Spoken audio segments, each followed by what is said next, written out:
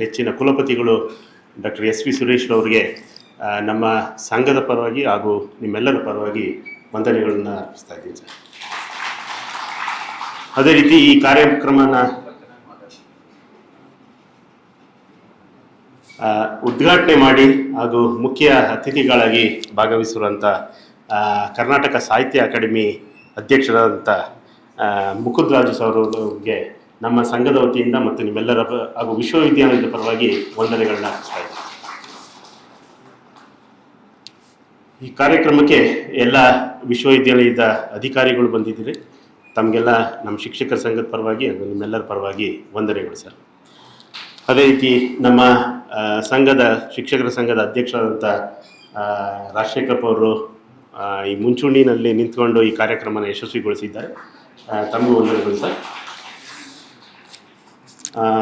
ಈ ಕಾರ್ಯಕ್ರಮಕ್ಕೆ ನಮ್ಮ ನೆಚ್ಚಿನ ಶಿಕ್ಷಕರು ಎಲ್ಲ ವಿಭಾಗದಿಂದ ಬಂದಿದ್ದೀವಿ. ತಮಗೆ ನಮ್ಮ ಸಂಘದ ವತಿಯಿಂದ ಹಾಗೂ ವೈಯಕ್ತಿಕವಾಗಿ ತಮಗೆಲ್ಲ ವಂದನೆಗಳು. ಅದೇ ರೀತಿ ನಿವೃತ್ತ ಶಿಕ್ಷಕರು ಸಹ ಬಂದಿದ್ದಾರೆ ಹಾಗೂ ನಿವೃತ್ತ ನೌಕರರು ಸಿದ್ದಪ್ಪ ಅವರು ಬಂದಿದ್ದಾರೆ.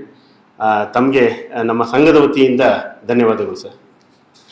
ಅದೇ ರೀತಿ ಕೊನೆಯದಾಗಿ ವಿದ್ಯಾರ್ಥಿಗಳು ತಾವು ಬಂದು ಈ ಕಾರ್ಯಕ್ರಮನ ಯಶಸ್ವಿಗೊಳಿಸಿದರೆ ಅದಕ್ಕೆ ನಾನು ವೈಯಕ್ತಿಕವಾಗಿ ಹಾಗೂ ಶಿಕ್ಷಕರ ಸಂಘದ ಪರವಾಗಿ ವಂದನೆಗಳನ್ನ ಅರ್ಪಿಸ್ತಾ ಇದ್ದೀನಿ. ಧನ್ಯವಾದ.